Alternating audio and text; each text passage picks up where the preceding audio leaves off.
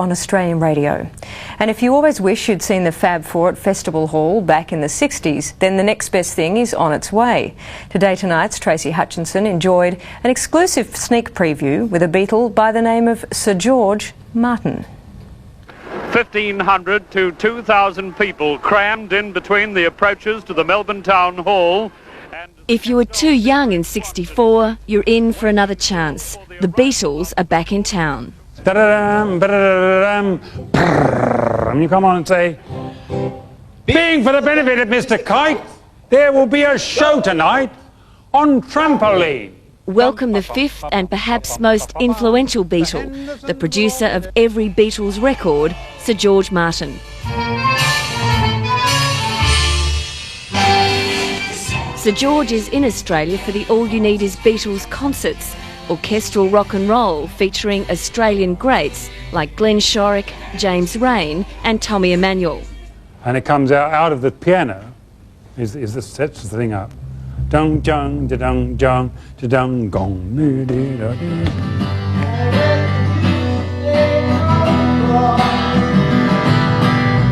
They'll perform around 40 Beatles classics, spanning every phase of the band's career.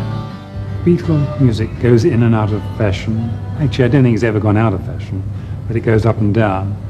And I think people now are very happy to hear Beatles songs done as they were done originally, with all the trimmings of the symphony orchestra, brass and strings and so on.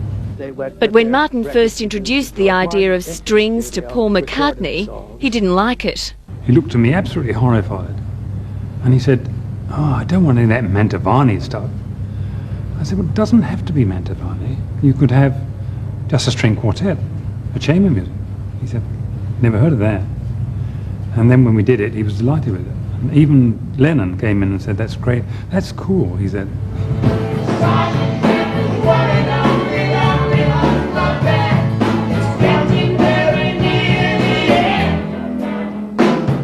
This is the first time Sir George has heard this band rehearse, our most seasoned performers looking like big kids in a musical candy store. Well, it's a bit of an ordeal, isn't it? To suddenly have, as he's termed, the fifth Beatle come in, and all of a sudden you're playing virtually his music to him. I'm still trying to settle myself down a bit. The Australian shows are the brainchild of Glenn Shorrock, who worked with Martin during his Little River Band days.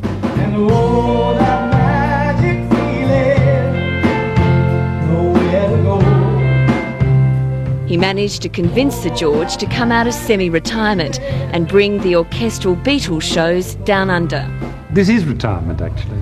The retirement bit is I'm not retiring, but I'm not making any more records. 48 years in the business, I mean, it's a half a century. Much too long for anybody. With any self-respect, I should have gone long ago.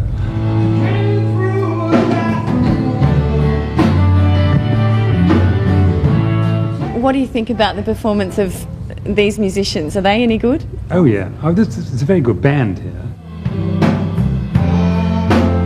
Martin was with the Beatles from day one in 1962, through Hard Day's Night and Sgt. Pepper's, to Abbey Road and Let It Be. They were cheeky devils, and I always say that success hasn't changed them. They're still the same arrogant little devils they always were. At 72, Sir George Martin is a music industry anomaly, his health and vitality defying 5 decades in the business. People are not supposed to live that long in rock and roll. What's the secret? Well, that's why I'm saying I shouldn't do it anymore. You know, I don't know. I'm only 16 years older than the oldest Beatle, so that's not too much a gap. And with hips that swing with such verve, it could almost be 1964.